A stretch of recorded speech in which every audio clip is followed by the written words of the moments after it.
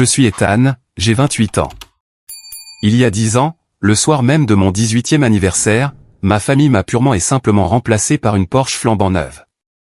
Alors que je me tenais dans le hall d'entrée de notre maison, trempé par la pluie et tenant un morceau de gâteau entamé acheté au supermarché, ma propre mère m'a regardé droit dans les yeux et m'a tendu une carte disant que je devais être plus comme mon jeune frère. Ils se sont moqués de moi devant 30 personnes. Mais il y a une chose qu'ils ignoraient totalement, l'immense richesse dont ils se vantaient, le sol même sur lequel ils marchaient et les murs immaculés qui abritaient leurs parfaits mensonges de banlieue étaient sur le point de m'appartenir légalement. Et maintenant, ce sont eux qui mendient un toit.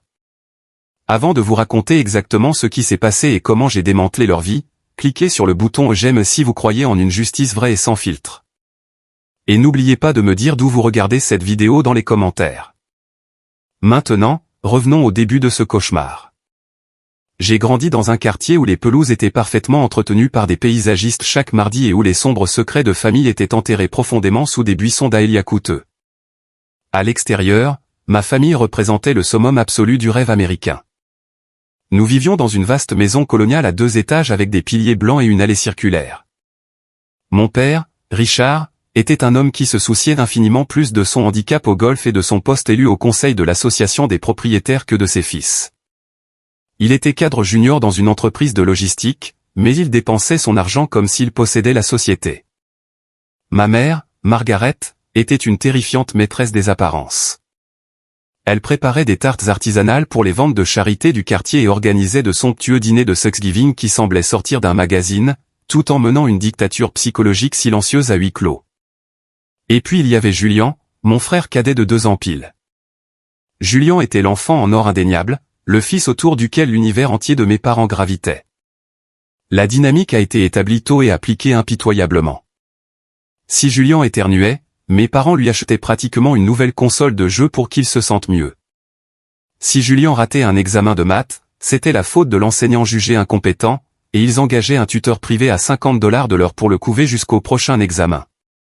Pendant ce temps, si je rapportais un bulletin avec des notes parfaites, mon père jetait à peine un coup d'œil par-dessus son journal financier, sirotait son scotch et me disait de ne pas prendre la grosse tête car un salaire élevé exige un travail acharné. Pas seulement des connaissances livresques. Le favoritisme n'était pas subtil. Il était tissé dans le tissu même de notre existence quotidienne, un poids constant et étouffant. Julian avait la immense chambre principale au bout du couloir avec le dressing et la salle de bain privée. J'étais relégué dans la chambre d'amis exiguë près du grenier qui sentait toujours un peu la poussière et les vieilles boules de naphtaline, avec une fenêtre qui cliquetait à chaque coup de vent. Ils ne m'ont jamais dit explicitement qu'ils l'aimaient plus, mais leurs actions le criaient plus fort qu'une sirène de tornade. Quand Julian a encastré la berline de mon père dans une boîte aux lettres à 16 ans parce qu'il envoyait des SMS, ils l'ont serré dans leurs bras, ont dit que les voitures pouvaient être remplacées et lui en ont acheté un modèle plus récent 6 mois plus tard. Quand j'ai demandé une maigre contribution au fonds universitaire pour m'acheter un ordinateur portable d'occasion pour ma dernière année, mon père m'a tendu une liste imprimée de restaurants de restauration rapide locaux embauchant des adolescents. J'ai appris à survivre en devenant invisible. J'étais du bruit de fond. J'étais l'enfant calme et observateur qui finissait ses devoirs en avance, repassait ses propres vêtements et restait à l'écart pour que personne ne trouve de raison de me crier dessus. Je me racontais des petits mensonges pour rendre la réalité amère plus facile à avaler. Je me disais qu'ils étaient plus durs avec moi parce qu'ils attendaient davantage. Je me disais que cela forgeait le caractère. Mais le masque s'est définitivement brisé le jour de mon 18e anniversaire. C'était un jeudi gris et misérable. La pluie tombait en rideaux glacés. Je venais de passer un examen de calcul brutal ce matin-là et j'étais physiquement et émotionnellement épuisé. J'ai fait les 2 miles à pied depuis l'arrêt de bus sans parapluie parce que Julian avait pris le mien le matin même et l'avait laissé dans la voiture d'un ami. Mes vêtements étaient trempés jusqu'à la peau. Je ne m'attendais pas à une parade, ni à une fanfare, ni à une grande déclaration d'amour. Je voulais juste un dîner calme, peut-être un bon steak et une simple reconnaissance que je devenais officiellement un adulte. J'ai remonté l'allée, remarquant un nombre inhabituel de voitures garées le long de la rue, mais j'ai supposé que ma mère organisait l'une de ces réunions de comité impromptues.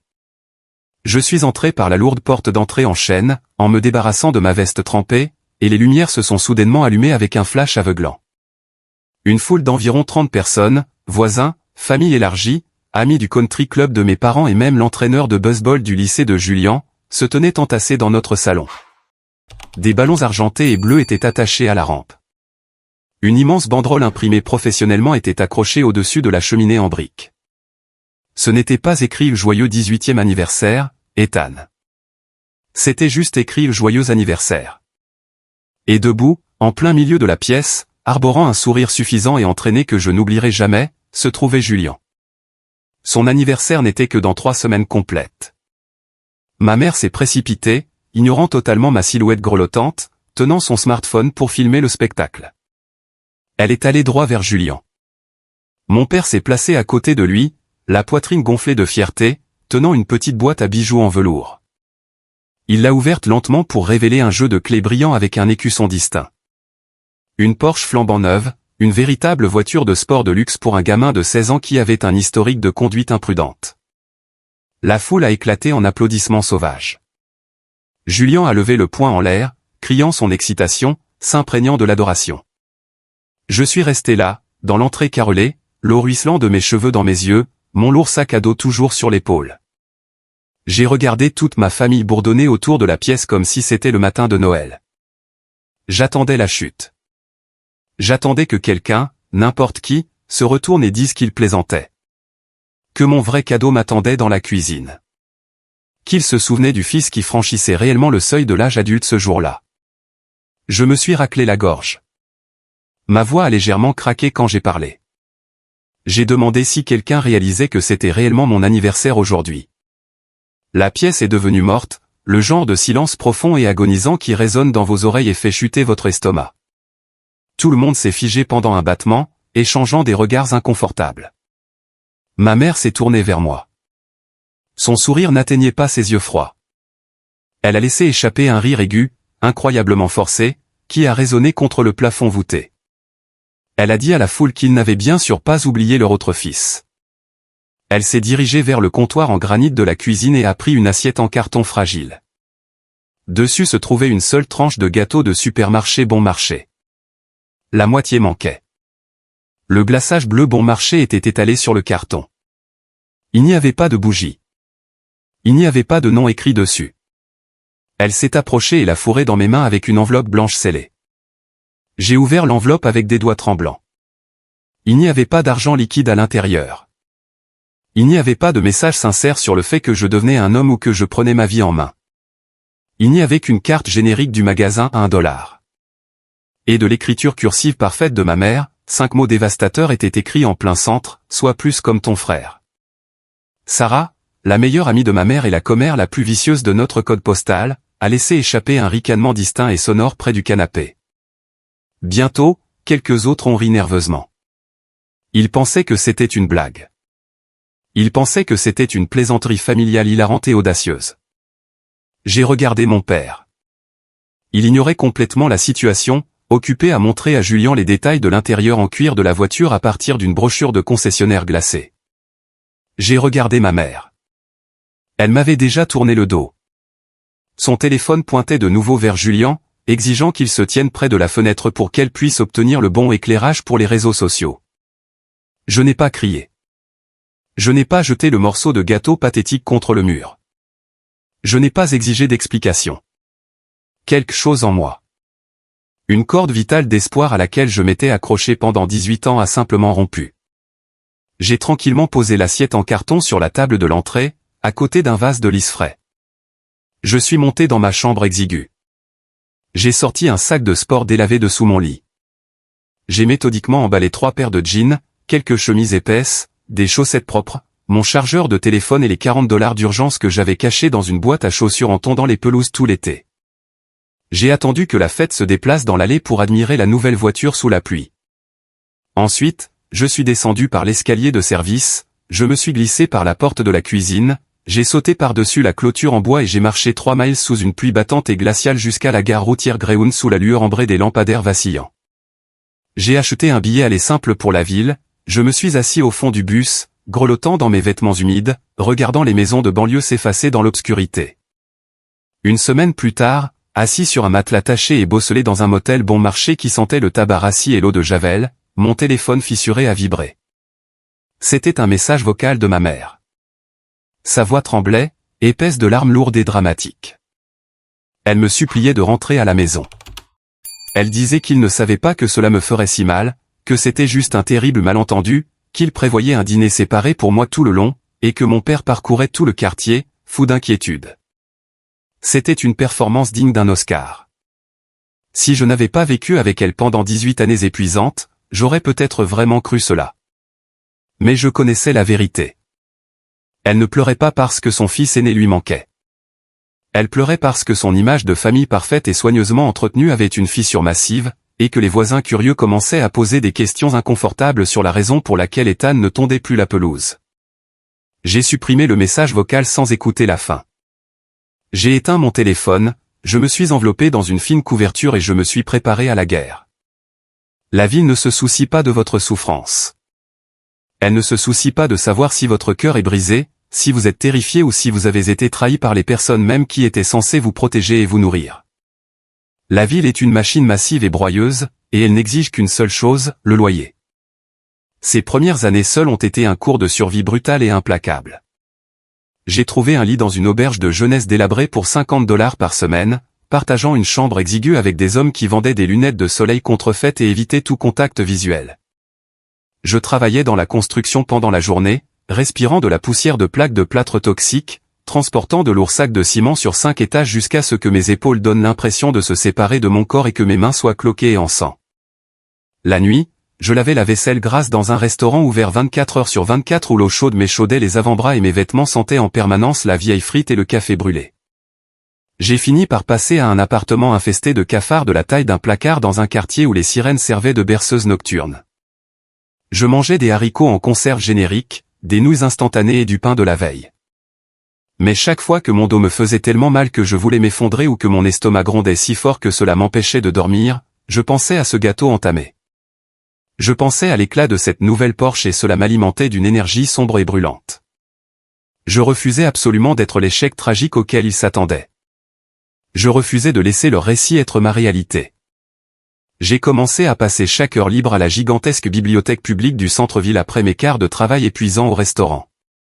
J'ai lu tout ce que je pouvais trouver sur le commerce commercial, la macrofinance et le développement immobilier.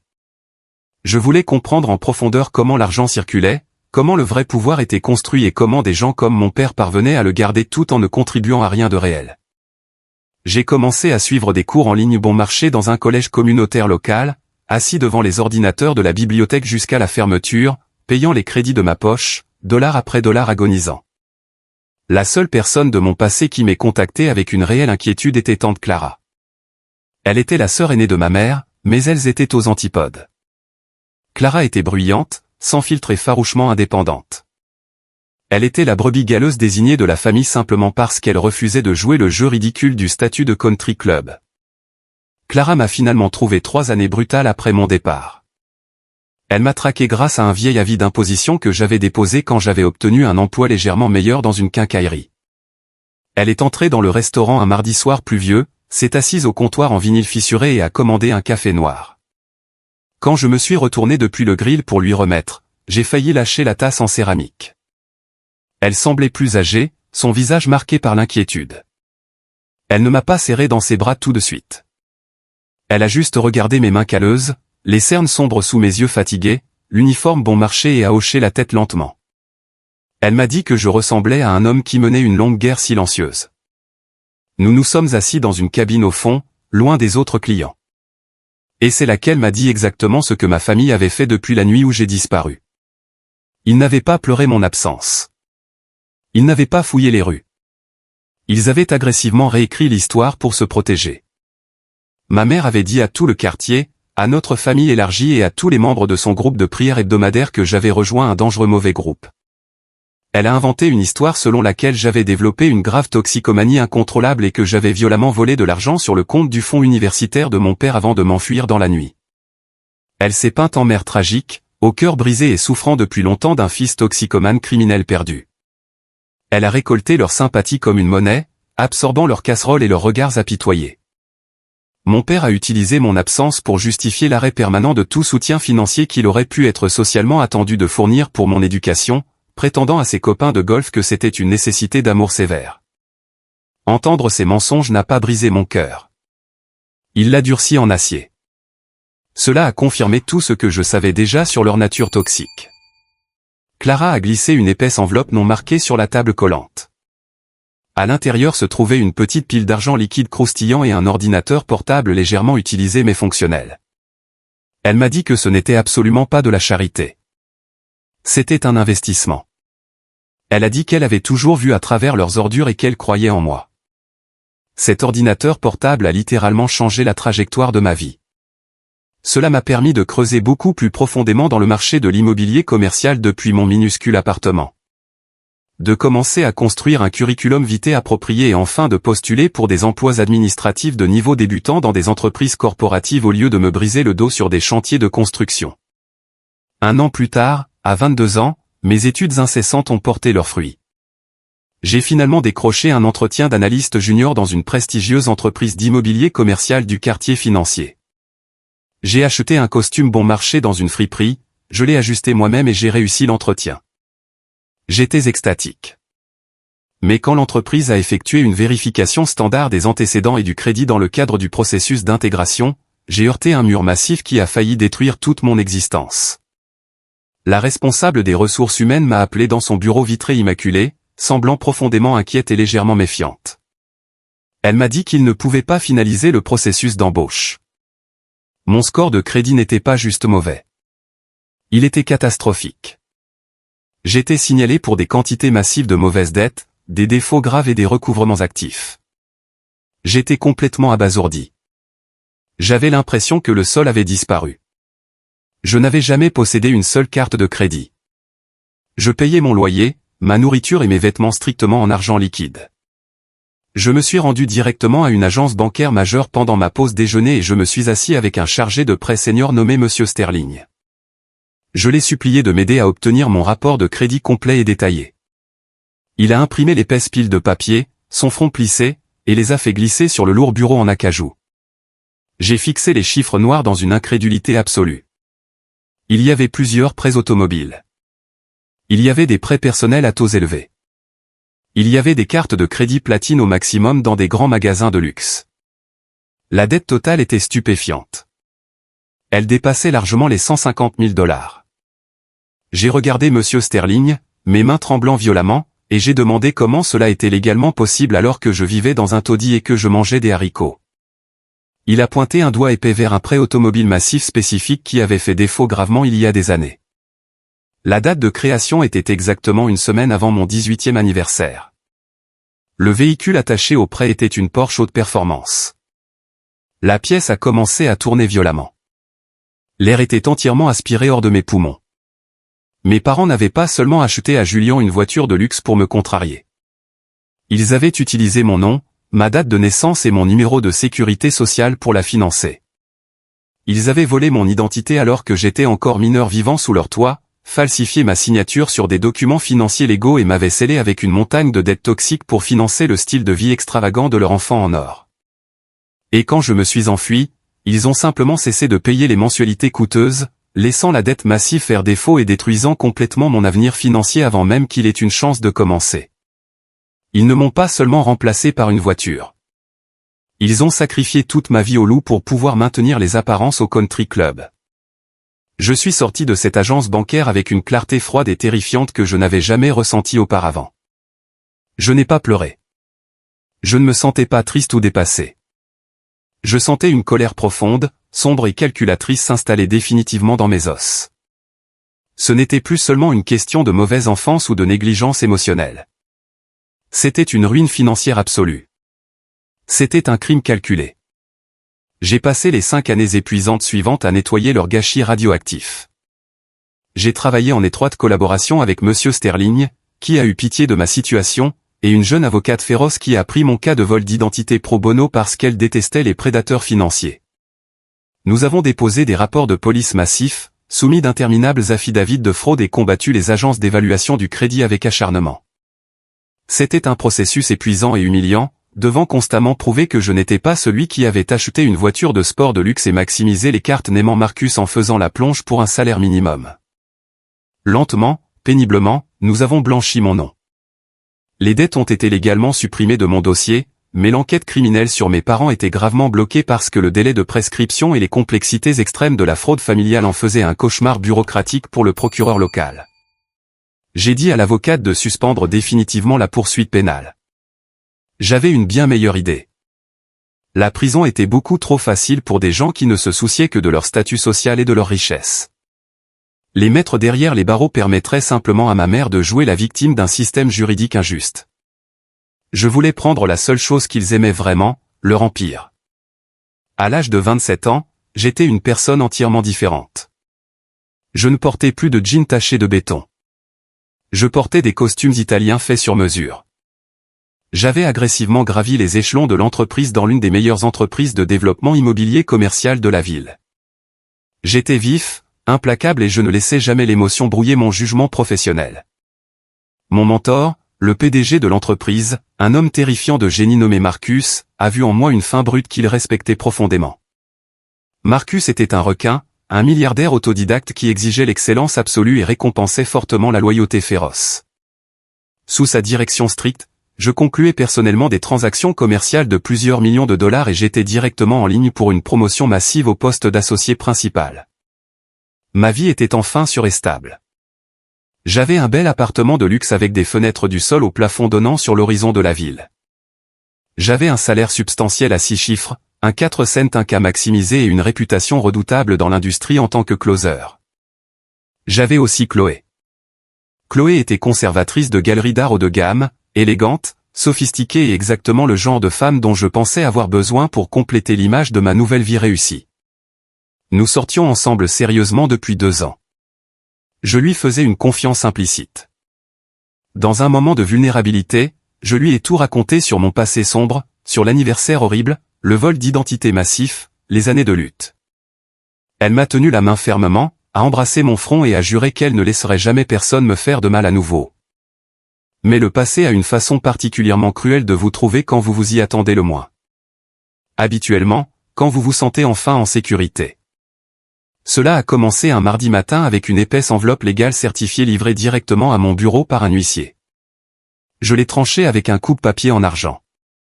À l'intérieur se trouvait une notification formelle concernant la succession de mon défunt grand-père paternel. Il était récemment décédé et selon les denses documents juridiques, un héritage massif en fonds fiduciaires devait être dispersé à la famille survivante. Mais il y avait un obstacle massif et insurmontable pour mes parents. La fiducie était structurée de manière rigide par un vieil homme paranoïaque. Elle exigeait les signatures physiquement notariées de chaque héritier biologique vivant pour libérer les fonds. Si même un seul héritier contestait ou refusait de signer la libération, l'ensemble de la fiducie de plusieurs millions de dollars serait gelé dans une cour d'homologation hostile pendant des années, bloquant l'argent indéfiniment. Ma famille toxique avait besoin de moi non pas comme un fils bien-aimé, non pas comme un frère disparu.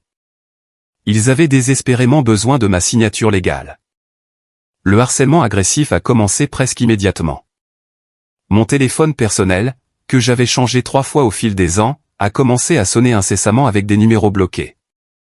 Des courriels exigeants ont inondé ma boîte de réception de travail sécurisée. Ils provenaient tous de l'avocat coûteux de mon père, exigeant une réunion immédiate pour discuter de l'héritage. J'ai ignoré chacun d'entre eux. J'ai ordonné à ma réceptionniste et à la sécurité du bâtiment de bloquer définitivement tout visiteur prétendant être ma famille. Je n'allais pas leur donner la satisfaction d'un seul mot de réponse. Mais Margaret et Richard étaient incroyablement désespérés.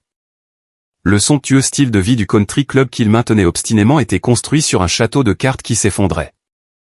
Grâce à mes propres connexions immobilières étendues et au logiciel de l'industrie, j'avais discrètement effectué des vérifications approfondies sur leurs actifs. Ils perdaient de l'argent à un rythme alarmant.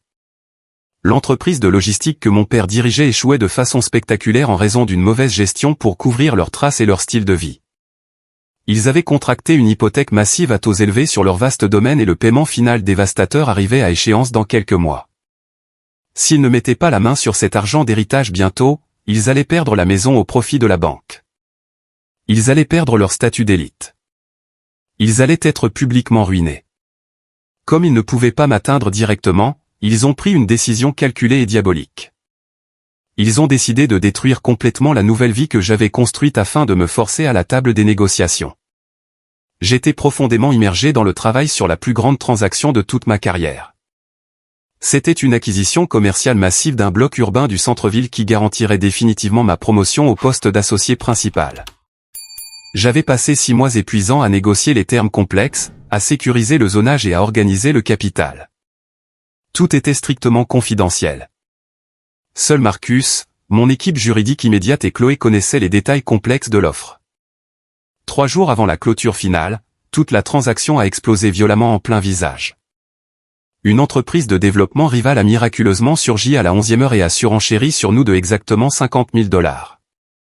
C'était une frappe chirurgicale sans faille. Ils connaissaient notre plafond financier exact. Ils connaissaient notre structure de financement complexe. Quelqu'un à l'intérieur avait délibérément divulgué tout notre plan de jeu. Marcus m'a appelé dans son vaste bureau d'angle.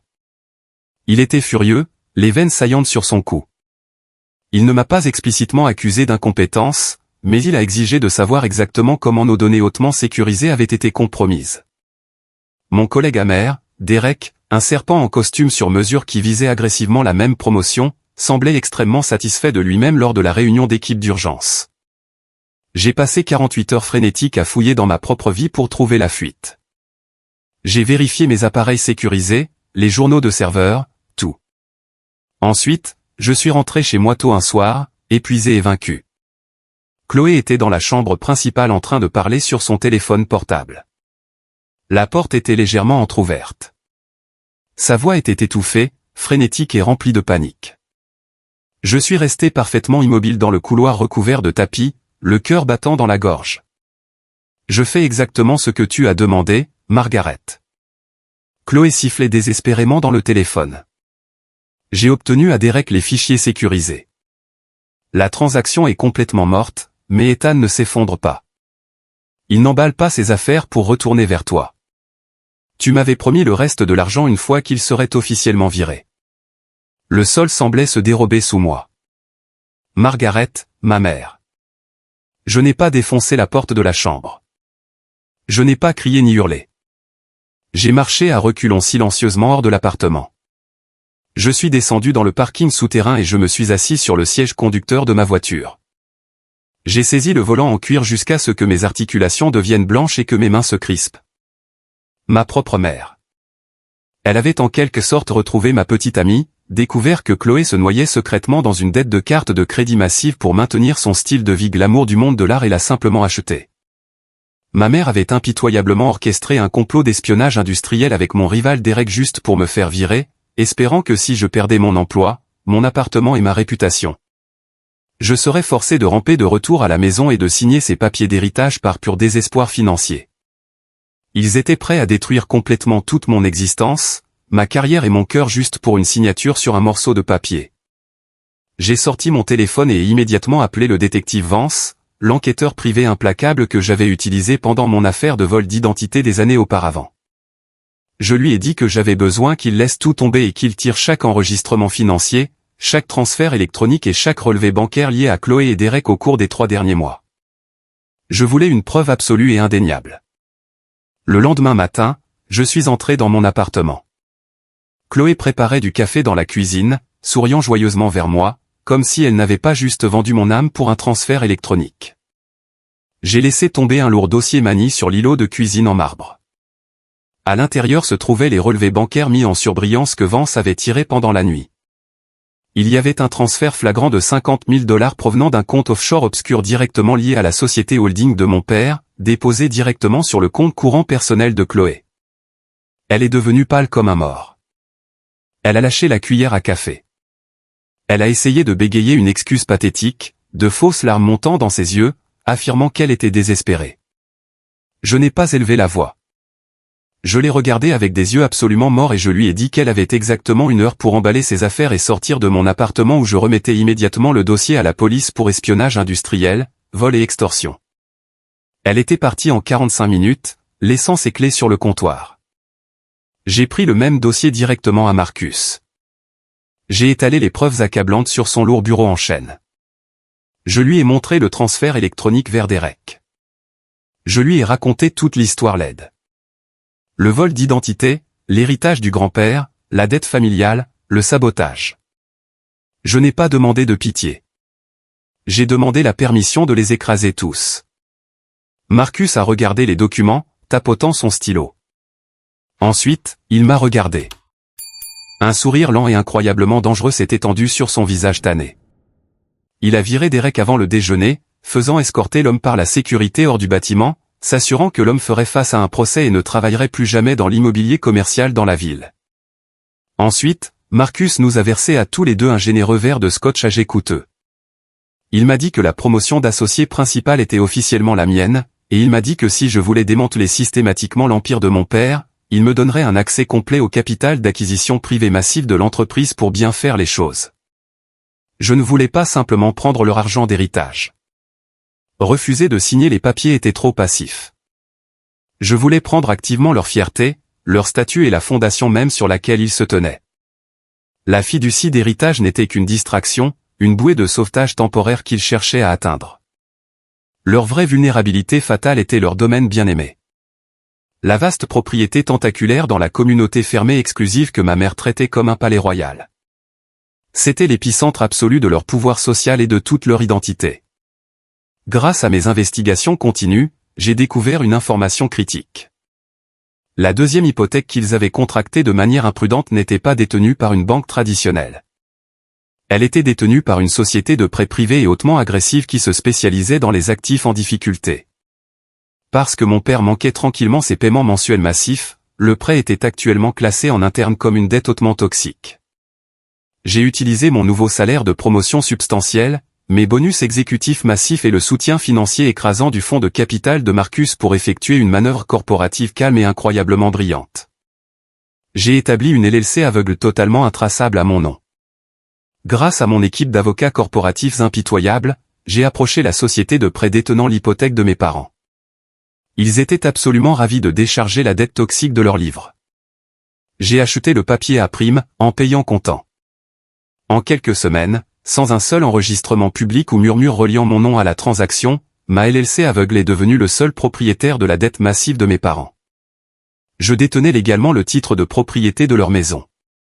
Je détenais le pouvoir absolu de les saisir dès la seconde où il manquerait un autre paiement, ce que je savais être imminent, et ils n'avaient absolument aucune idée que l'épée suspendue au-dessus de leur tête était tenue par le fils qu'ils avaient jeté. Alors que je posais méticuleusement ces pièges financiers et préparais les documents juridiques, j'ai reçu un courriel inattendu. Il a été envoyé à mon adresse personnelle sécurisée depuis un compte brûleur crypté.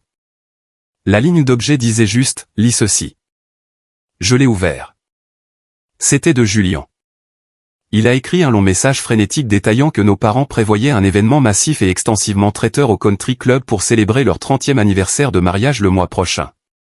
Ils invitaient le maire local, plusieurs juges de la ville et chaque membre d'élite de leur cercle social snob.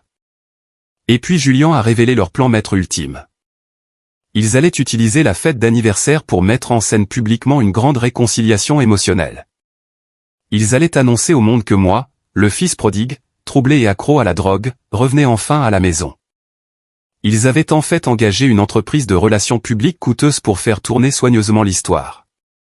Ils avaient besoin de moi là-bas pour jouer le rôle de l'enfant reconnaissant et repentant, pour sourire devant les caméras clignotantes, puis pour signer tranquillement les papiers d'héritage dans l'arrière-salle afin qu'ils puissent accéder au fonds fiduciaire et sauver leur navire qui coule. Julien a attaché une copie scannée de la liste exclusive des invités et le programme minute par minute des événements. À la toute fin du courriel, il a écrit une seule ligne glaçante, « Il pense que tu es stupide. » Brûlé. Je me suis assis dans mon fauteuil de bureau en cuir et j'ai fixé l'écran brillant pendant un long moment. L'enfant en or, le frère qui avait joyeusement conduit la Porsche achetée avec mon identité volée. Celui qui avait toujours bénéficié de ma misère, me tendait les allumettes. Je ne connaissais pas entièrement son véritable angle, s'il s'agissait de culpabilité, de rancune ou d'autopréservation, mais je savais une opportunité en or quand j'en voyais une. J'ai immédiatement appelé Monsieur Sterling à la banque et le détective Vance. Je leur ai dit de finaliser définitivement les avis de saisie basés sur les paiements manqués. J'ai fait imprimer les documents accablants sur du papier légal lourd avec filigrane. Je les ai placés soigneusement dans une élégante mallette en cuir noir. Je suis allé chez un tailleur haut de gamme et j'ai acheté un costume Tom Ford sur mesure qui coûtait plus cher que les frais de cotisation annuels de mes parents au country club. Je me suis assuré que chaque détail était parfait, de la cravate en soie aux chaussures italiennes polies. Je n'allais plus me cacher dans l'ombre. Je n'allais pas être la victime silencieuse dans leur tragédie fabriquée. Ils voulaient un spectacle public massif. Ils voulaient un public captif de l'élite de la ville pour assister à leur grand faux pardon. Ils voulaient me parader comme un prix conquis. J'allais leur donner un spectacle qu'ils n'oublieraient jamais. La nuit de la fête d'anniversaire très attendue, un violent orage s'est abattu sur la ville. La foudre a craqué violemment à travers le ciel sombre, illuminant les lourdes gouttes de pluie striant les fenêtres teintées de la voiture de luxe que j'avais louée pour me conduire au vaste country club. Je suis resté parfaitement immobile sur le siège arrière, la mallette noire reposant lourdement sur mes genoux. J'ai tracé la poignée en cuir lisse avec mon pouce.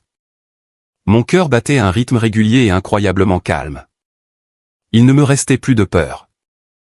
Il n'y avait plus d'anxiété. Il n'y avait que la résolution glacée et inébranlable d'un homme qui avait passé 10 années épuisantes à marcher pieds nus à travers l'enfer, arrivant enfin aux portes dorées pour percevoir son dû. L'orage faisait rage à l'extérieur des fenêtres de la voiture, mais le véritable ouragan était sur le point de marcher directement à travers leurs portes d'entrée.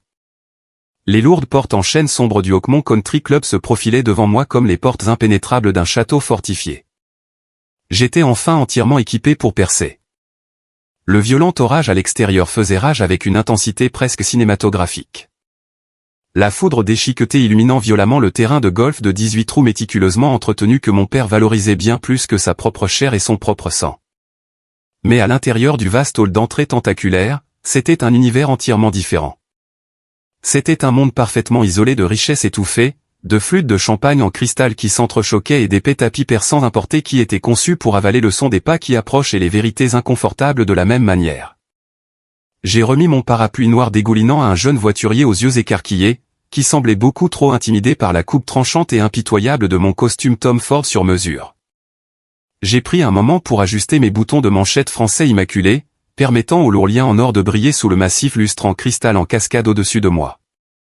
J'ai pris une respiration lente, profonde et calculée. La mallette en cuir élégante serrée fermement dans ma main droite ressemblait à une encre physique, me fondant dans la réalité absolue et indéniable de ce que j'étais sur le point d'exécuter. Il y a 10 ans, j'étais sorti sous une pluie glaciale avec des jeans bon marché et $40. Ce soir, je sortais de la pluie en portant la destruction absolue de mes abuseurs. Alors que je marchais le long du long couloir en acajou bordé de portraits vers la grande salle de bal, les sons étouffés d'un quatuor à cordes en direct flottaient dans l'air. Soudain, une jeune femme avec une expression frénétique, un casque et une tablette lumineuse a pratiquement sprinté vers moi, ses talons au cliquant vivement contre le sol en marbre poli. Elle était l'agressive coordinatrice des relations publiques dont Julien m'avait explicitement averti dans son courriel. Elle avait été engagée spécifiquement par ma mère pour chorégraphier et faire tourner soigneusement mon grand retour profondément humiliant dans le giron familial. « Ethan, oh, Dieu merci, tu es enfin là » a-t-elle soufflé dans une ruée, ses yeux dardant nerveusement sur mon costume coûteux et mon allure complètement indifférente. Elle était clairement choquée que le fugitif prétendument indigent et accro à la drogue décrit par ses clients ressemble à un homme qui pourrait acheter tout le country club en une seule transaction en espèces. Ta mère devenait incroyablement anxieuse. Nous avons un horaire très serré ce soir. Ok, s'il te plaît, écoute attentivement. Voici le déroulement exact du spectacle. Quand Richard monte sur scène pour le toast d'anniversaire dans 20 minutes, il va parler longuement de la résilience familiale et du douloureux voyage de guérison. Quand il dit distinctement le mot « au retour à la maison », c'est ton signal absolu. Nous avons besoin que tu marches lentement dans l'allée centrale, que tu aies l'air incroyablement submergé par l'émotion et que tu l'embrasses sur scène. Le photographe principal des pages de la société locale sera positionné juste à côté de la sculpture sur glace en signe pour capturer la réunion. Nous avons vraiment besoin de larmes, Ethan. Le récit en dépend. Peux-tu nous donner de vraies larmes? J'ai regardé sa tablette lumineuse puis son visage paniqué. Mon expression est restée complètement plate, totalement dépourvue de toute chaleur, conformité ou peur. Je leur donnerai exactement ce qu'ils ont gagné, ai-je dit doucement, ma voix lisse et basse, portant un bord dangereux qui a fait reculer physiquement la coordinatrice des relations publiques. Je suis passé juste devant elle, ignorant son bégaiement désespéré dans le couloir, et j'ai poussé les doubles portes incroyablement lourdes menant directement à la salle de bal principale. L'opulence pure et sans retenue de la pièce était pratiquement nauséabonde dans son excès. Des milliers de roses blanches importées cascadaient élégamment de vases argentés imposants placés sur chaque table. des serveurs portant des smokings blancs immaculés et des gants blancs circulaient silencieusement parmi la foule, offrant des plateaux argentés chargés de champagne vintage et de caviar beluga coûteux.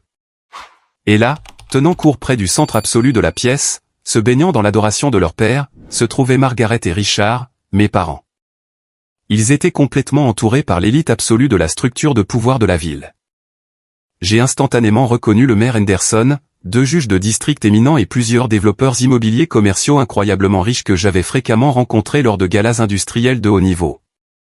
Mon père tenait un verre en cristal de scotch très âgé, riant chaleureusement et bruyamment à une blague dont je suis absolument certain qu'elle n'était pas drôle. Ma mère s'accrochait fermement à son bras, portant un collier de diamants aveuglantes, brillant que je savais, grâce à mon enquêteur privé, être actuellement lourdement levier contre leur entreprise de logistique en échec rapide. Le moment exact où je suis descendu de l'entrée recouverte de tapis et sur le sol en bois franc poli de la salle de bal, la dynamique entière de la pièce a changé. C'était une ondulation subtile mais indéniable. Les gens se sont arrêtés au milieu d'une phrase. Les yeux se sont tournés vivement vers moi. Les murmures étouffés ont commencé instantanément, bruissant à travers la foule lourdement parfumée comme des feuilles d'automne sèches poussées par un vent froid. Je n'avais pas été vu dans ce cercle social exclusif depuis 10 longues années. Le dernier récit absolu qu'ils avaient été alimentés de force par Margaret était que j'étais un criminel indigent et violent qui avait égoïstement drainé son propre fonds universitaire pour alimenter une habitude de drogue avant de disparaître dans le caniveau impitoyable. Margaret m'a vu en premier, le sang complètement drainé de son visage parfaitement contouré et poudré pendant une fraction de seconde terrifiante, mais ensuite son masque sociétal terrifiant et profondément pratiqué a claqué violemment en place avec une vitesse alarmante. Elle a immédiatement lâché le bras de mon père, a halté assez fort pour que les politiciens environnants l'entendent et s'est précipité vers moi. Ses bras étaient tendus, ses yeux larges et brillants instantanément de larmes parfaitement manufacturées. Ethan. Oh, mon beau-fils prodigue. Tu es enfin revenu vers nous, a-t-elle crié, sa voix portée au décibel absolument parfait pour garantir que chaque personne riche dans un rayon de 50 pieds puisse assister à son boundless dévouement maternel. Elle a passé ses bras autour de mon cou, me tirant dans une étreinte serrée et suffocante qui sentait lourdement le parfum de jasmin incroyablement cher et la panique pure et non adultérée. Alors qu'elle me tirait près, pressant sa joue contre la mienne, sa bouche était positionnée juste à côté de mon oreille. En cette fraction de seconde, la mère aimante et au cœur brisé a complètement disparu, et le dictateur venimeux et contrôlant est revenu. Souris pour les maudites caméras en ce moment, petit morveux ingrat, a-t-elle sifflé vicieusement, ses ongles manucurés creusant douloureusement dans la laine coûteuse de ma veste personnalisée. Tu vas marcher dans le bureau privé du directeur dans exactement 1 heure et signer ce document d'héritage sans un seul mot de plainte où je jure devant Dieu que je passerai quelques coups de fil et je m'assurerai que tu perdes ton salaire et que tu ne travailles plus jamais dans cet état. Je n'ai pas reculé immédiatement. Je suis resté parfaitement immobile comme une statue sculptée dans la glace et j'ai laissé le photographe de société désespéré prendre ses photos lucratives très attendues de la grande réunion. Puis, bougeant avec une force délibérée et imparable, j'ai doucement mais fermement retiré ses mains griffues de mes épaules. Je l'ai regardé et j'ai offert un sourire calme, terrifiant et poli qui n'atteignait pas mes yeux. « Bonjour, mère », ai-je dit à voix haute, ma voix lisse, profonde et portant parfaitement à travers les spectateurs silencieux qui se penchaient pour écouter. Tu as l'air remarquablement bien apprêté pour quelqu'un dont tout l'empire financier est actuellement en train de brûler jusqu'au sol. Ses yeux se sont élargis dans une stupeur absolue et authentique. Sa bouche s'est ouverte, mais aucun son n'est sorti. Avant qu'elle ne puisse formuler une réponse toxique, mon père s'est placé derrière elle. Richard a étendu une main grande et lourde, son visage rouge de scotch cher et de la certitude arrogante absolue qu'il était l'homme le plus intelligent et le plus puissant de la pièce. Ethan, bon de te voir enfin te présenter, mettre tes erreurs passées derrière toi et faire ce qu'il faut pour cette famille, a-t-il tonné agressivement, essayant d'affirmer instantanément sa domination sur la situation. J'ai regardé sa main tendue. Je ne l'ai pas prise. Je n'ai pas bougé un seul muscle. Je l'ai juste regardé, laissant le silence lourd et agonisant s'étirer jusqu'à ce qu'il devienne incroyablement inconfortable pour chaque personne regardant l'interaction. Richard a lentement abaissé sa main, sa mâchoire se resserrant dans une fureur réprimée et explosive. Ne prétendons pas une seule seconde que cela concerne la famille. Richard, ai-je dit doucement, utilisant délibérément son prénom pour la toute première fois de toute ma vie. Le manque de respect pur était hautement calculé, et cela a frappé son ego massif comme un coup physique à la poitrine. Avant qu'il ne puisse éclater et provoquer une scène, Sarah, la meilleure amie notoirement toxique de ma mère et l'architecte en chef des commérages du quartier, s'est matérialisée de la foule dense. Elle tenait un martini massif et me regardait de haut en bas avec un dédain à peine dissimulé, manquant complètement le changement dangereux dans l'atmosphère. Eh bien, regardez qui a enfin décidé de ramper hors de la boiserie, a ricané Sarah bruyamment, un sourire méchant et supérieur jouant sur ses lèvres lourdement glossées. Je vois que tu as réussi à louer un très beau costume pour la soirée. Ethan, es-tu enfin devenu propre? Ta pauvre mère dévouée a été complètement bouleversée par le chagrin pendant une décennie pendant que tu ruinais ta vie. J'ai lentement tourné toute mon attention vers Sarah. J'avais passé les 10 dernières années à construire une peau impénétrable, naviguant avec succès dans les négociations immobilières commerciales les plus impitoyables et impitoyables de tout le pays. Le venin de banlieue de cette femme mesquine n'était absolument rien d'autre que du jeu d'enfant pathétique pour moi maintenant. Sarah, ai-je dit, ma voix dégoulinant d'une condescendance polie et tranchante comme un rasoir. Il est vraiment fascinant de te voir debout ici dans un country club en train de me prêcher sur les hauteurs morales et les valeurs familiales. Dis-moi, comment exactement cette bataille de garde incroyablement désordonnée s'est-elle terminée? J'ai appris d'une source très fiable que le juge-président ton divorce n'était pas particulièrement ravi quand il a examiné les relevés bancaires assignés détaillant tes petits voyages de week-end à Vegas avec ton entraîneur personnel de 25 ans. C'est absolument incroyable ce qui devient dossier public quand tu as un excellent avocat qui sait exactement où regarder. Sarah a haleté bruyamment, son visage tournant instantanément une teinte cramoisie incroyablement laide. Sa main tremblait si violemment qu'elle a renversé une grosse goutte de son martini coûteux directement sur sa robe de créateur en soie. Elle s'est pratiquement retirée dans la foule, complètement humiliée et terrifiée par ce que je pourrais révéler d'autre. Ma mère m'a regardé comme si un étranger terrifiant venait de posséder le corps de son fils. Je n'étais plus le garçon calme et terrifié de 18 ans qu'il pouvait facilement intimider, manipuler et forcer à la soumission. J'étais un prédateur hautement entraîné qui venait de marcher délibérément dans une cage dorée pleine de proies très grasses et très ignorantes. De l'autre côté de la pièce massive, debout près de la sculpture sur glace en cygne en train de fondre, j'ai vu Julian, l'enfant en or. Il était appuyé nonchalamment contre un pilier en marbre, regardant tout l'échange brutal se dérouler. Il n'avait pas l'air suffisant. Il n'avait pas l'air fier ou arrogant. Pour la première fois de sa vie, il semblait juste incroyablement épuisé par la mascarade. Quand nos yeux se sont enfin rencontrés à travers la mer d'invités riches, il m'a fait un seul signe de tête presque imperceptible de solidarité absolue. Il avait mis en place avec succès le décor, et maintenant c'était entièrement mon spectacle à diriger. J'ai resserré ma prise sur la poignée en cuir épaisse de ma mallette et j'ai marché plus profondément dans la salle de bal, me mêlant sans effort avec l'élite, attendant patiemment que le piège ultime se déclenche.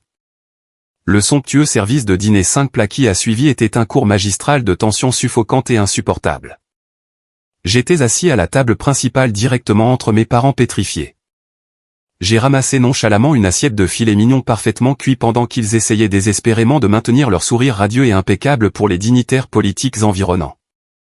Le maire Henderson était assis directement en face de la table, faisant tourbillonner nonchalamment un verre de vin rouge. Il était actuellement dans les étapes finales de l'examen d'un permis de zonage immobilier commercial massif pour mon entreprise, bien qu'il n'ait pas encore réalisé la connexion entre le riche développeur qu'il lisait et le fils prétendument disgracié assis en face de lui. Alors, Ethan, a tonné joyeusement le maire Henderson au-dessus du cliquetis élégant des couverts coûteux. Ton père me dit que tu as lentement trouvé ta voie dans la ville, en faisant quelques petits boulots, en essayant de te remettre sur pied après une mauvaise passe. J'ai lentement essuyé ma bouche avec une serviette en lin croustillante, les placé soigneusement sur la table et offert un sourire parfaitement calme. En fait, Maire Henderson, ce n'est pas tout à fait exact. Je suis l'associé principal dirigeant l'acquisition massive du front de mer du centre-ville. La même acquisition de plusieurs milliards de dollars que votre bureau estimé examine actuellement pour les permis de zonage commercial accéléré. Le maire a complètement cessé de mâcher. Sa lourde fourchette en argent s'est lentement abaissée vers sa plaque en porcelaine coûteuse. Il a regardé vivement mon père, qui toussait soudainement violemment et de façon incontrôlable dans sa serviette, puis m'a regardé, ses yeux larges avec un respect soudain et profond mélangé à une profonde confusion professionnelle. Tu es Ethan Vance, le développeur principal du projet de revitalisation du front de mer, l'entreprise qui soutient le nouveau stade. Je le suis, ai-je confirmé en douceur, prenant une lente gorgée de mon eau. Il semble que la compréhension de mon père de ma trajectoire de carrière actuelle et de mon salaire soit quelque peu significativement obsolète. Mais nous sommes tous ici ce soir pour célébrer la famille et l'honnêteté, n'est-ce pas? La panique pure et non adultérée rayonnant de mes parents était une force tangible dans l'air. Ils perdaient rapidement et terrifiante le contrôle total du récit qu'ils avaient passé 10 ans à construire, et ils le savaient. Alors que les assiettes de dessert étaient efficacement débarrassées par le personnel, la coordinatrice des relations publiques frénétiques a pratiquement agité son presse-papier vers mon père depuis les lignes de touche. C'était enfin le moment de vérité. Richard s'est levé lentement, ramassant une cuillère en argent et la tapant à plusieurs reprises contre sa flûte de champagne en cristal. Le son clair, tranchant et tintant a coupé à travers le bruit ambiant de la salle de bal bondée, et un silence respectueux est immédiatement tombé sur les centaines d'invités riches. Le projecteur de la salle a pivoté, illuminant mon père dans une piscine de lumière blanche vive et impitoyable. Il s'est raclé la gorge bruyamment, ajustant nerveusement sa cravate en soie coûteuse, se préparant visiblement à livrer la performance émotionnelle de sa vie pour assurer son salut financier. Amis, famille bien-aimée, invités estimés, a commencé Richard, sa voix profonde résonnant puissamment à travers le système audio de pointe. Margaret et moi vous avons tous amené ici ce soir pour célébrer 30 ans de mariage, 30 ans d'amour profond, de construction d'un héritage durable et de résistance aux terribles tempêtes que la vie nous lance inévitablement. Il a fait une pause dramatique, regardant ses notes préparées. Nous avons toujours fermement cru que la base absolue d'une vie vraiment réussie est la famille. Et comme beaucoup d'entre vous dans cette salle le savent, notre famille a porté un fardeau très lourd et agonisant au cours des 10 dernières années. Juste à point, ma mère a élégamment tamponné ses yeux parfaitement secs avec un mouchoir en dentelle délicat, jouant le rôle de la tragique matriarche souffrante avec une perfection absolue et écœurante. Notre fils aîné, Ethan, a malheureusement perdu sa voix, a poursuivi Richard, sa voix tremblant d'un chagrin expertement manufacturé. Il a lutté profondément avec des démons que nous ne pouvions pas combattre pour lui. Il a fait des choix terribles et destructeurs. Il a brisé nos cœurs et est égoïstement parti de l'amour sans fin, du soutien et du fonds universitaire massif que nous avions soigneusement préparé pour lui. Nous avons passé d'innombrables nuits blanches à prier pour son retour en toute sécurité. Récemment, les funérailles tragiques de mon défunt père nous ont rappelé que le temps est court. Et ce soir, je suis extrêmement fier d'annoncer à vous tous que l'incroyable pouvoir de l'amour inconditionnel a finalement prévalu. Ethan est revenu à la maison. La foule du country club a éclaté en applaudissements polis et profondément émus. Plusieurs femmes ont réellement essuyé des larmes de leurs yeux. La coordinatrice des relations publiques a pratiquement poussé mon épaule par derrière. C'était mon grand signal. C'était le moment exact où j'étais censé marcher docilement jusqu'au microphone, verser une larme pathétique, embrasser le monstre qui m'avait élevé et assurer légalement leur salut financier complet. Je me suis levé lentement, poussant ma chaise en arrière. Je me suis penché et ramassé la lourde mallette en cuir noir du sol. Je n'ai pas marché dans l'allée centrale avec la tête inclinée de honte. J'ai marché avec les pas délibérés, lourds et imparables d'un exécuteur testamentaire aguerri marchant vers la potence. Je suis monté sur la scène surélevée, me tenant complètement face à face avec l'homme qui avait traité toute mon existence comme un fardeau massif. Je ne l'ai pas embrassé. J'ai simplement tendu la main et pris le microphone directement de sa main. Ses doigts épais l'ont serré fermement pendant une seconde, une menace silencieuse et désespérée, mais je l'ai arraché avec un mouvement brusque et violent qui a fait émettre un bref cri strident de retour audio au haut-parleur massif. Les applaudissements polis sont morts instantanément. La salle de bal est devenue si incroyablement calme que vous pouviez distinctement entendre la pluie lourde fouetter contre les massives fenêtres en verre du sol au plafond. Merci, Richard, pour ce morceau incroyablement émouvant de fiction absolue et non adultérée, ai-je dit calmement, ma voix résonnant comme un tonnerre roulant dans la pièce silencieuse et expectante. Un halètement collectif, sincèrement choqué, a balayé la foule riche. Ma mère a sauté sur ses pieds si vite qu'elle a renversé sa chaise en arrière, son visage complètement pâle de terreur absolue. Ethan, arrête ça tout de suite. Quelqu'un aide-le. Il est confus.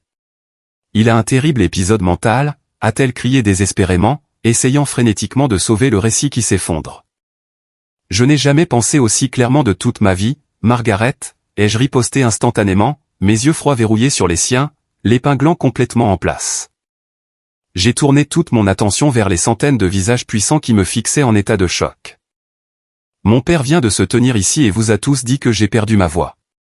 Il vous a dit que j'ai fait des choix terribles et drainé mon propre fonds universitaire. Il vous a dit que j'étais un toxicomane violent. permettez-moi de vous dire la vérité réelle et indéniable. J'ai posé la lourde mallette en cuir sur le couvercle poli du piano à queue à côté du podium et j'ai fait claquer les serrures dorées. Le son de clic aigu était aussi fort qu'un coup de feu dans la pièce silencieuse.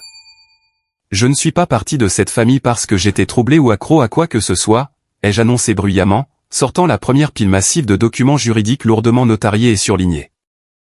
Je suis parti parce qu'il y a exactement 10 ans, le jour de mon 18e anniversaire, mes parents aimants ont organisé une somptueuse fête surprise pour mon frère de 16 ans. Lui ont acheté une toute nouvelle Porsche de luxe et m'ont remis un gâteau de supermarché entamé avec une carte bon marché qui me disait explicitement d'être plus comme lui. J'ai quitté cette maison avec exactement $40 dans ma poche pour échapper à une vie de grave abus émotionnel et de négligence. J'ai marché directement au bord de la Seine et ai remis l'épaisse pile de papier directement au maire Henderson et aux 2 juges de district assis complètement stupéfaits à la table VIP. Mais comme nous le savons tous, l'abus émotionnel n'est pas un crime dans ce pays, ai-je poursuivi, ma voix montant dans une intensité brute et indéniable. Ce qui est un crime fédéral, c'est exactement ce que vous tenez entre vos mains en ce moment, votre honneur. Ce sont des dossiers financiers certifiés, des rapports de police officiels et des affidavits bancaires assermentés. Ils prouvent de manière concluante et légale qu'exactement une semaine avant mon 18e anniversaire, mes parents aimants ont complètement volé mon numéro de sécurité sociale. Falsifié ma signature sur des documents légaux et frauduleusement contracté un prêt automobile massif pour acheter cette même Porsche. Ils ont délibérément scellé un mineur avec $150 000 de dette toxique. Délibérément fait défaut dessus dès la seconde où je me suis enfui et détruit complètement ma vie financière avant même qu'elle n'ait commencé. La salle de bal a complètement éclaté en murmures chaotiques et horrifiés. Le juge Miller a rapidement mis ses lunettes de lecture, scannant rapidement les documents financiers surlignés, sa mâchoire tombant littéralement en état de choc. Il a regardé Richard avec un regard de dégoût professionnel absolu. Richard tremblait physiquement, son visage une teinte terrifiante et modelé de violet foncé. Il s'est agressivement lancé vers le microphone pour m'arrêter, mais j'ai facilement évité sa saisie maladroite, gardant le lourd support en métal fermement dans ma poigne puissante. Mais ce n'est pas la vraie raison pour laquelle ils vous ont tous invités ici ce soir pour assister au cirque, ai-je dit, projetant ma voix puissamment au-dessus du bruit montant et chaotique de la foule. Ils n'ont pas organisé cette fête extravagante pour un anniversaire de mariage. Ils l'ont organisée parce que mon grand-père est décédé, laissant un fonds fiduciaire d'héritage massif qui exige légalement ma signature physique pour être libéré de la cour d'homologation.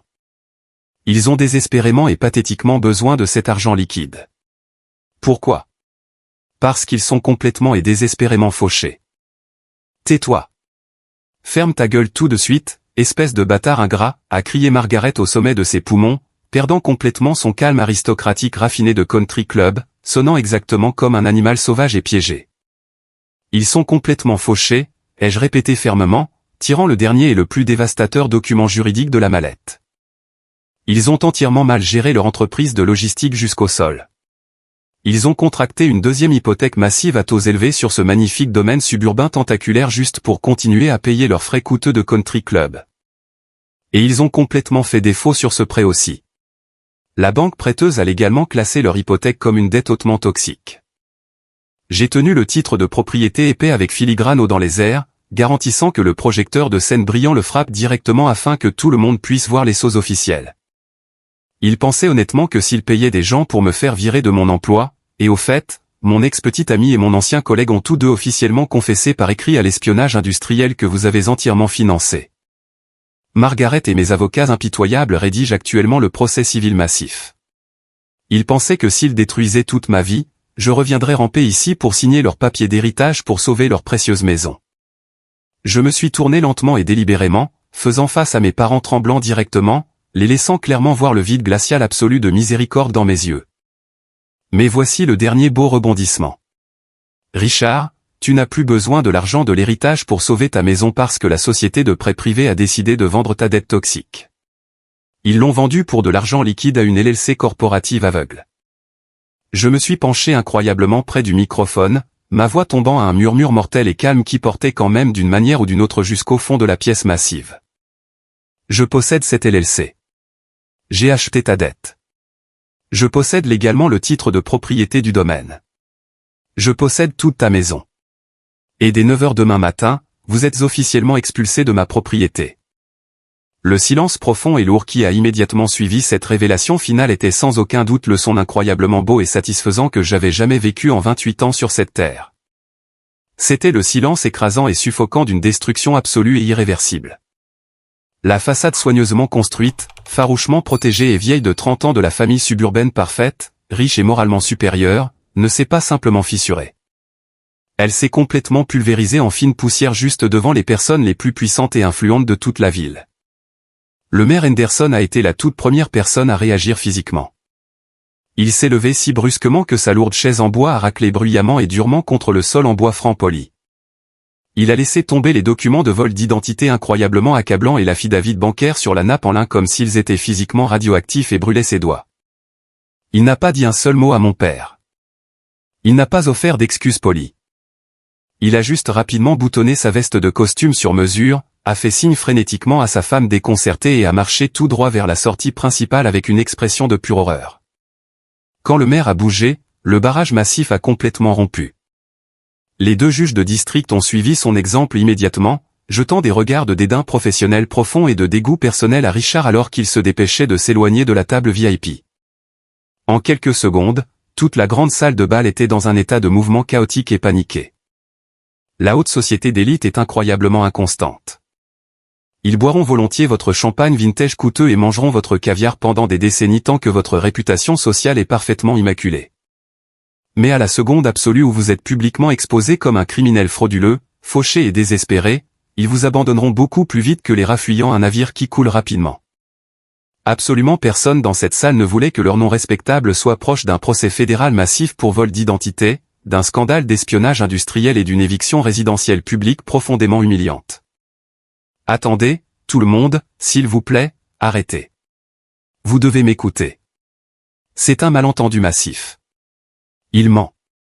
C'est un menteur psychotique et vengeur, a crié Margaret au sommet de ses poumons, sa voix craquant horriblement, détruisant complètement son accent raffiné et cultivé. Elle s'est lancée de la scène, ses talons glissant légèrement sur le bois poli, essayant désespérément de saisir le bras d'un riche développeur immobilier qu'elle connaissait depuis 20 ans. Mais l'homme a littéralement reculé de son toucher frénétique, secouant la tête en état de dégoût absolu et se dépêchant vers la ligne de vestiaire occupée. Richard était complètement paralysé physiquement sur scène. Le patriarche arrogant, tonnant et terrifiant qui avait régné sur mon enfance avec une poigne de fer était complètement parti. À sa place se tenait un vieil homme creux, tremblant et incroyablement vieux dont tout l'univers fabriqué venait de s'effondrer violemment sur ses épaules tombantes. Il a regardé la salle de bal se vider rapidement, regardant son précieux statut social, toute son identité s'évaporer dans la nuit froide et orageuse. Puis, lentement et douloureusement, il a tourné la tête pour me regarder directement. La haine brute brûlant dans ses yeux était palpable, mais elle était complètement et totalement éclipsée par une terreur primale pure et non adultérée.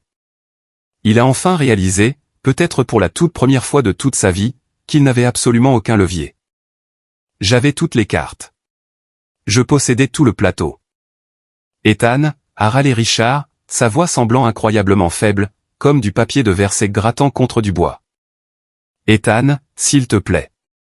Nous sommes ta famille. Tu ne peux pas nous faire cela.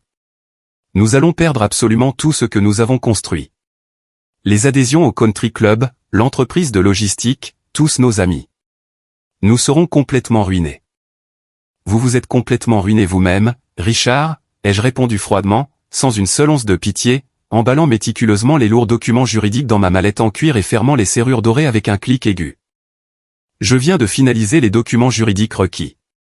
Vous avez joyeusement sacrifié tout mon avenir et mon crédit juste pour acheter une voiture de sport. Vous avez activement essayé de détruire ma carrière durement gagnée pour voler l'héritage d'un grand-père. Vous n'êtes pas ma famille. Vous n'êtes que de terribles investissements financiers toxiques que je liquide enfin agressivement. Soudain, Julian est monté sur scène depuis les ombres. Il était resté complètement silencieux toute la nuit, regardant le carnage brutal se dérouler depuis sa position près de la sculpture sur glace. Margaret l'a vu s'approcher et a instantanément éclaté en de nouvelles larmes de soulagement bruyantes et désespérées. « Julian, chéri, Dieu merci. Fais quelque chose. Dis à ces gens que ton frère est fou.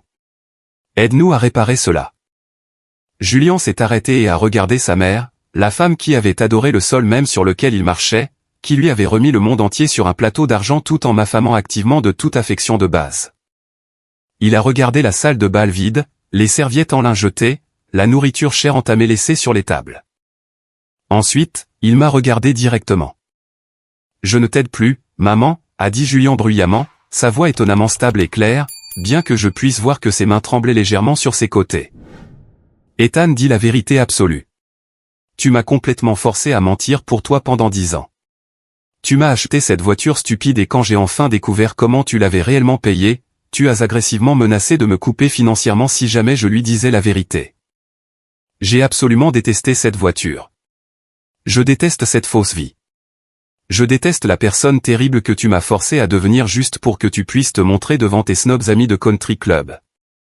Margaret a laissé échapper une baleine théâtrale déchirante, s'effondrant entièrement sur ses genoux juste là sur la scène en bois, enfouissant son visage dans ses mains et sanglotant de façon incontrôlable. L'enfant en or, son prix ultime et justification pour toute sa cruauté, venait de la rejeter publiquement et définitivement. C'était le coup émotionnel final le plus dévastateur. Richard a fait un pas soudain et agressif vers Julian, levant instinctivement sa main lourde, son visage violemment tordu dans une rage incontrôlée. Espèce de petit ingrat. Avant que Richard ne puisse même finir la phrase ou balancer son bras, je me suis placé directement entre eux, laissant tomber ma mallette instantanément et me retrouvant juste devant son visage. J'étais significativement plus grand que lui maintenant, beaucoup plus large aux épaules et complètement alimenté par 10 ans de survie brutale. N'y pense même pas, ai-je grogné, ma voix vibrant avec une promesse terrifiante et absolue de violence physique immédiate. Si tu lèves jamais la main sur lui ou sur qui que ce soit d'autre, la ruine financière et l'éviction seront le moindre de tes problèmes incroyablement massifs. M'as-tu compris clairement? Richard s'est complètement figé, sa main levée tremblant pathétiquement dans l'air. Il a regardé profondément dans mes yeux et a vu que je ne bluffais absolument et sans équivoque pas. Lentement, pathétiquement, il a abaissé sa main et a reculé. Ses épaules se sont affaissées dans une défaite totale et irréversible. J'ai ramassé ma mallette du sol. Je n'ai pas regardé ma mère, pleurant hystériquement sur la scène. Je n'ai pas regardé mon père brisé et pathétique. J'ai fait un seul signe de tête ferme à Julian, reconnaissant silencieusement qu'il avait enfin courageusement fait la bonne chose, et j'ai marché résolument vers les marches de la scène. J'ai marché hors de la grande salle de bal, hors du hall opulent et calme, et dehors dans la nuit fraîche et orageuse. La pluie lourde s'était enfin arrêtée, laissant l'air de la nuit incroyablement propre et complètement frais. J'ai remis mon ticket au voiturier stupéfait, je suis monté à l'arrière de ma voiture de ville en attente et ai dit au chauffeur de partir. Je suis parti, laissant les ruines complètement brûlantes de leur empire faux et pathétique loin derrière moi dans le rétroviseur. Les semaines qui ont suivi le désastre du country club ont été un tourbillon massif de précision et d'exécution juridique absolue et impitoyable.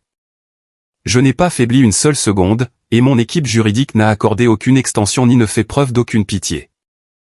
Fidèle à ma parole explicite sur cette scène, exactement à 9 h le matin même après la fête d'anniversaire catastrophique, mon équipe d'avocats corporatifs hautement agressifs et de shérifs locaux a servi à mes parents des avis d'éviction formels et blindés à la porte d'entrée du domaine.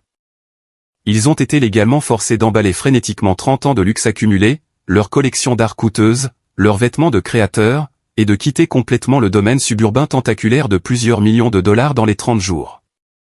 Parce que les commérages de sociétés incroyablement juteux s'étaient propagés comme une traînée de poudre absolue à la suite de la fusion publique du country club, ils se sont rapidement retrouvés complètement et dévastatoirement isolés socialement. Absolument personne ne répondait à leurs appels téléphoniques frénétiques et suppliants. Les grandes banques, immédiatement alertées de l'imminence des poursuites fédérales pour vol d'identité et de l'instabilité financière grave et indéniable, ont instantanément gelé toutes leurs lignes de crédit et comptes commerciaux restants. En raison de leur crédit ruiné, ils ne pouvaient même pas obtenir un prêt de base pour une petite nouvelle maison. Ils ont fini par louer désespérément un appartement exigu et incroyablement miteux de 2 chambres du côté industriel bruyant et lourdement industriel de la ville. Ironiquement, à quelques pâtés de maisons de distance du même bâtiment infesté de cafards dans lequel j'avais vécu quand je me suis enfui à 18 ans, la justice poétique absolue de la situation était presque écrasante à témoigner de loin. Quant au fonds fiduciaire d'héritage massif de mon grand-père, il est resté en permanence et en toute sécurité verrouillé dans la cour d'homologation. J'ai formellement et légalement refusé de signer les documents de libération nécessaires. Je n'avais tout simplement pas besoin de l'argent. Mon salaire était plus que suffisant, et j'étais absolument déterminé à m'assurer qu'il ne voit jamais un seul centime de cela. La fiducie resterait probablement là intacte pendant des décennies, un tas massif d'argent inatteignable, se moquant complètement d'eux pour le reste de leur vie misérable et fauchée. De plus, mes avocats implacables ont officiellement initié un procès civil massif et écrasant contre Derek, Chloé et mes parents pour l'espionnage industriel et le sabotage malveillant délibéré de ma carrière. La menace terrifiante des frais juridiques astronomiques imminents a forcé Richard à déposer officiellement et publiquement le bilan, chapitre 7. La dernière mise à jour que j'ai entendue de tante Clara était que le stress écrasant immense de perdre leur richesse, leur maison et leur précieux statut avait poussé Margaret et Richard à se retourner vicieusement l'un contre l'autre. Et ils naviguaient actuellement dans un divorce incroyablement amer, incroyablement méchant et hautement médiatisé. Quelques mois plus tard, la poussière de l'explosion était enfin complètement retombée. J'étais assis confortablement dans mon nouveau bureau d'angle expansif, regardant à travers les immenses fenêtres du sol au plafond vers l'horizon de la ville tentaculaire et magnifique. Mon nom était nouvellement et fièrement peint sur la lourde porte vitrée. Ethan Vance, associé principal. J'avais officiellement et avec succès conclu la transaction immobilière massive du front de mer, assurant mon indépendance financière absolue et cimentant un héritage professionnel que j'avais construit avec mes propres mains, entièrement à partir de zéro, sans une seule faveur de personne. L'interphone élégant sur mon bureau en acajou poli a vibré doucement. La voix professionnelle de mon assistant est sortie par le haut-parleur. « Monsieur Vance, votre frère est ici dans le hall pour vous voir. » J'ai appuyé fermement sur le bouton. « Faites-le entrer. » Julien est entré lentement dans le bureau massif. Il semblait radicalement et fondamentalement différent. Le Golden Boy arrogant, parfaitement stylé et intitulé des banlieues était complètement parti. Il portait une simple chemise boutonnée peu coûteuse et des jeans normaux légèrement délavés. Il semblait incroyablement fatigué, mais pour la toute première fois de toute sa vie, il semblait complètement authentique et non surchargé. Il a marché tranquillement vers mon bureau, a atteint profondément dans sa poche et en a sorti quelque chose. Il a placé un jeu de clés brillant arborant un écusson distinct et coûteux tranquillement sur le bois poli. Les clés de la Porsche. Je l'ai légalement vendu à la concession de luxe hier, a dit Julien doucement, sa voix résonnant légèrement dans la grande pièce calme. J'ai utilisé l'argent pour rembourser officiellement le solde restant massif sur le prêt automobile qu'ils avaient initialement mis frauduleusement à ton nom. Je sais que la mauvaise dette avait déjà été effacée de ton rapport de crédit il y a des années, mais la banque détenait toujours la perte financière sur leur livre, c'est officiellement payé en totalité maintenant. Chaque centime est couvert. La voiture est définitivement partie. J'ai regardé les clés reposant sur le bureau, puis j'ai regardé mon frère cadet. C'était un geste massif et incroyablement significatif de responsabilité réelle. Il avait volontairement abandonné son symbole de statut ultime, la chose même qui avait déclenché mon départ pour enfin écrire un tort terrifiant qu'il n'avait même pas entièrement compris quand il s'était produit à l'origine. « Merci, Julien, ai-je dit sincèrement, me penchant en arrière dans ma chaise. « Que vas-tu faire maintenant ?» Il a haussé les épaules, un petit sourire authentique et presque plein d'espoir touchant ses lèvres. « J'ai un vrai travail, vente de niveau débutant dans une petite entreprise de technologie logistique. Je loue un minuscule studio au centre-ville. C'est un travail incroyablement dur, et je n'ai absolument aucune idée de ce que je fais la plupart du temps. Mais je ne sais pas, je sens enfin que je peux réellement respirer sans que quelqu'un me surveille. Je ne dois plus constamment jouer pour eux. Je ne dois plus être le fils parfait. Tu n'as jamais eu à l'être, lui ai-je dit tranquillement, signifiant chaque mot. Ils t'ont juste manipulé pour te faire croire que tu devais le faire pour servir leurs propres égos. Nous nous sommes assis là et avons parlé pendant plus d'1 heure. Ce n'était pas entièrement parfait, et les énormes blessures psychologiques béantes de notre enfance profondément toxique et divisée n'étaient pas guéries par magie en une seule conversation d'après-midi. Mais pour la toute première fois de nos vies, nous parlions réellement comme 2 hommes indépendants égaux, ne jouant pas les rôles assignés de l'enfant en or et du bouc émissaire. Nous avons convenu de dîner la semaine suivante. C'était un petit pas fragile, mais c'était un pas définitif vers l'avant. Plus tard dans la soirée, après le coucher du soleil, j'ai quitté le bâtiment de bureau en verre imposant et j'ai conduit ma voiture vers un petit quartier suburbain incroyablement calme. J'ai marché jusqu'au chemin et ai frappé à une porte en bois familière et réconfortante. Tante Clara l'a ouverte presque immédiatement, son visage s'illuminant d'un sourire massif et incroyablement chaleureux. Elle m'a tiré dans une étreinte féroce et authentique qui sentait confortablement la cannelle, les vieux livres et l'amour réel et inconditionnel. Nous nous sommes assis ensemble à sa petite table de cuisine confortable. Elle a atteint dans le réfrigérateur et a soigneusement sorti un petit gâteau au chocolat entier parfaitement décoré. Il y avait une seule bougie brûlant brillamment placée exactement au centre. « Joyeux anniversaire en retard, Ethan », a-t-elle dit doucement, ses yeux brillants de larmes fières et authentiques. 10 ans de retard, mais tu as enfin réussi. J'ai regardé le gâteau. Il n'était pas entamé. Ce n'était pas une réflexion cruelle. Il était absolument parfait. J'ai fermé les yeux, pris une respiration profonde et fait un vœu silencieux et incassable à moi-même de ne jamais laisser personne compromettre ma valeur absolue ou dicter ma réalité à nouveau. J'ai soufflé la bougie. La fine traînée de fumée a dérivé lentement vers le plafond, emportant les tout derniers fantômes persistants de mon passé profondément douloureux. Je n'ai pas gagné en les détruisant agressivement et illégalement. J'ai gagné en refusant fermement d'être détruit par eux. J'ai gagné en sortant complètement et courageusement du projecteur étouffant, toxique et faux dans lequel il m'avait piégé et en construisant férocement ma propre scène. Et laissez-moi vous dire, la vue d'ici est absolument spectaculaire. Faisons une pause un instant. Merci d'être resté avec moi jusqu'ici. Vous êtes vraiment incroyable.